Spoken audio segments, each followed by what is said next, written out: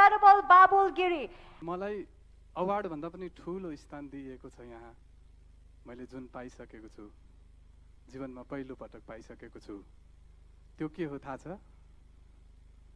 हजुरहरूले सोच्नु पनि भएको छैन त्यो।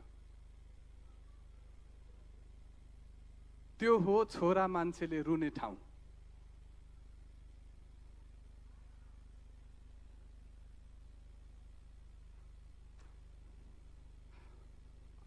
मेरा यहाँ अगाडि सबै बाबा आमा दाइ दिदी, मैले आदरणीय गुरुहरू गुरुआमाहरू सबैलाई देखिरहेको छु। सबैको नाम लिएर म भ्याउँदिनँ, हृदयदेखि नै म ठोक गर्छु। मेरी आमा पछाडि बसिरहनु भएको छ।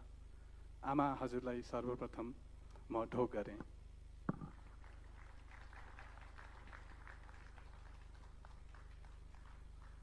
बाबाले छोडेर जानुभयो। सानैदेखि दुःख गरेर भनेको बेलामा एक छाक मिठो अर्थात् एक छाक टन्न पनि खान नपाएर हुर्केको म। मेरी आमा हुनुहुन्छ पछाडि, साँची हुनुहुन्छ आमा। आफू भोको बसेर पाल्नु भएको मलाई। आमा,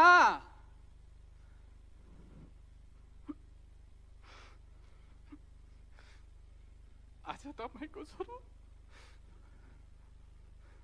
यहाँ अगाडि बोलिरहेको छ। कहिले पनि सोच्नु भएको थिएन होला नि।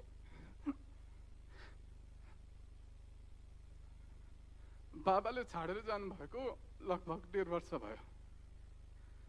अहिलेसम्म म रुन पनि पाएको थिइनँ। आमा, कसको छेउमा रुने हो र म? आमाको छेउमा रौँ, जीवनभरि साथ दिन्छु भनेर ल्याएको बाबाले छोडेर गएपछि छोरा पनि रोयो भनेर आमा झन् रुनुहुन्छ। आमालाई सम्झाउनु पर्ने ठाउँमा छोरा रोयो। आमाले कसको मुख हेरेर मुख चित्त बुझाउने र बाँच्ने?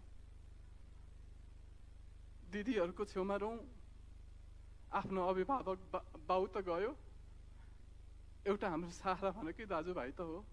यही एउटा भाइ पनि रोयो भने हामीलाई आड भरोसा कसले गरिदिने? अनि दाइको छेउमा रौँ, म त घरको ठुलो छोरो, भाइ त मेरो छेउमा रुन्छ। म चाहिँ कसको छेउमा रुने? न त मेरो मभन्दा ठुलो कोही छ। आमाको छेउमा रुँ भने मैले जे भने त्यही हो। म कसको छेउमा रुने भनेर दाइलाई पनि गाह्रो छ। अनि हामी छोरा मान्छे कसको अगाडि रोने? अगाडि बाटोमा हिँड्दा हिँड्दै रौँ भने यो बाउ लाएर हिँडेछ भन्छ। काम गर्दा गर्दै रौँ भने कस्तो लाचिरो छ। काम गर्दा गर्दै अफिसमै रोएर बस्छ।